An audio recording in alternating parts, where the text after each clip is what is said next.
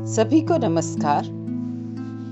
आज आपके साथ भारत के प्रसिद्ध कवि, साहित्यकार, तत्वज्ञानी, गीतकार एवं संगीतकार और नोबेल पुरस्कार से सम्मानित मुख्य कवि रविंद्रनाथ टैगोर, जी हाँ, बिल्कुल सही समझे आप, उनकी एक कहानी आपसे शेयर करने का साहस कर रही हूँ।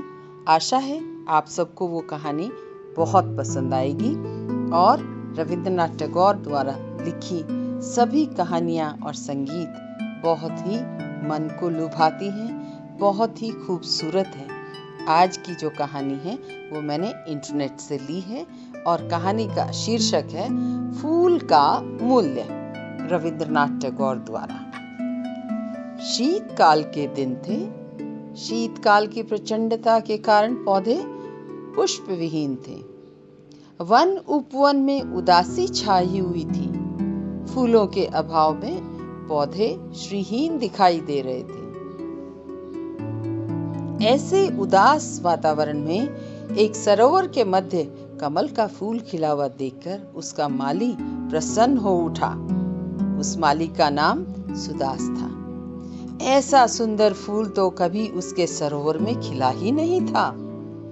सुदास उस फूल की सुंदरता पर मुग्ध हो उठा।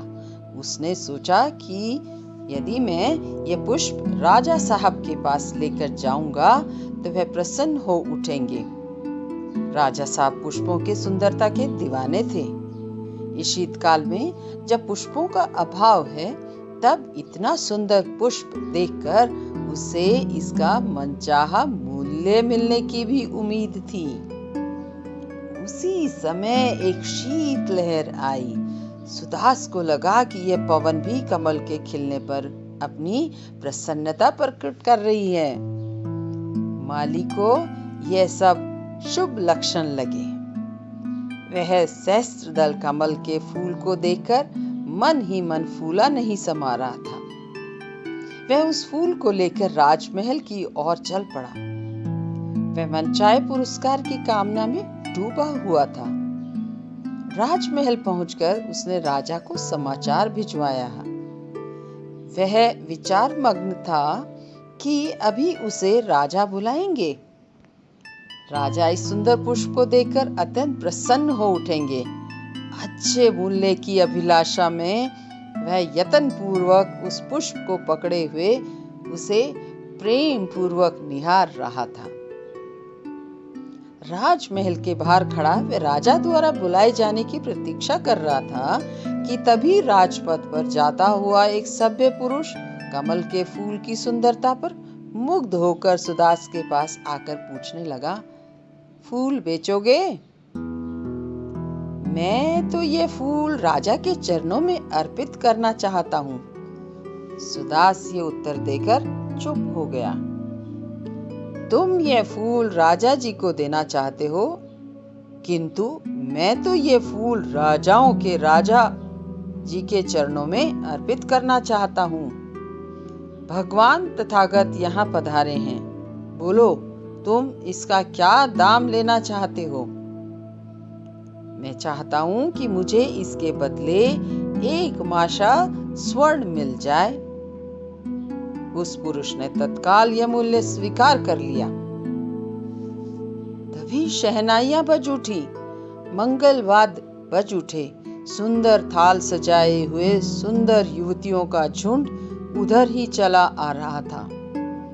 राजा प्रसेनजीत पैदल ही भगवान बुद्ध के दर्शनों के लिए जा रहे थे। नगर के बाहरी भाग में वे विराजमान थे। सुदास के पास कमल का फूल देखकर वह प्रसन्न हो उठे। इस प्रचंड शीत में फूल कहीं ढूंढने से भी नहीं मिल रहे थे। ऐसे में इतने सुंदर पुष्प को देखकर उनका मोहित होना स्वाभाविक था, लाजमी था। उनकी पूजा की थाली में पुष्प ही की कमी थी। राजा जी ने सुदास से पूछा, इस फूल का क्या मूल्य लोगे? सुदास बोला, महाराज, फूल तो ये सज्जन ले चुके हैं। कितने में? 1 माशा स्वर्ण में। मैं तुम्हें इस पुष्प के बदले 10 माशा स्वर्ण दूंगा। राजा जी की वंदना करके उन सज्जन ने कहा, सुदास, मेरी तरफ से 20 माशे स्वर्ण ले लो। राजा जी से निवेदन करते हुए वह सज्जन बोला, महाराज, आप तथा मैं दोनों ही तथागत के चरणों में यह पुष्प अर्पित करना चाहते हैं। इसलिए आप और मैं इस समय राजा या प्रजा न होकर 2 भक्तों की तरह ही व्यवहार करें तो ज्यादा उचित रहेगा। भगवान की दृष्टि में सभी भक्त एक समान होते हैं। मधुर वाणी में राजा प्रसेनजीत ने कहा, भक्तजन, मैं आपकी बात सुनकर प्रसन्न हुआ। आप इस पुष्प के लिए 20 माशा दे रहे हैं, तो मैं इसका मूल्य 40 माशा स्वर्ण देने के लिए तैयार हूँ। तो मेरे भक्त के वाक्य पूरा करने से पहले ही सुदास बोल पड़ा, हे राजन एवं भक्तजन, आप दोनों ही मुझे क्षमा करें। मुझे यह पुष्प नहीं बेचना है। इतना कहकर वह वहां से चल पड़ा। वे दोनों आश्चर्यपूर्वक उसे देखते रह गए। सुदास पुष्प लेकर गौतम बुद्ध के स्थान की ओर चल पड़ा। वह सोच रहा था कि जिस बुद्ध देव को देने के लिए ये दोनों इस पुष्प की इतनी कीमत देने को तैयार हैं, यदि मैं स्वयं ही उन्हें यह पुष्प अर्पित करूं तो मुझे और अधिक धन की प्राप्ति होगी।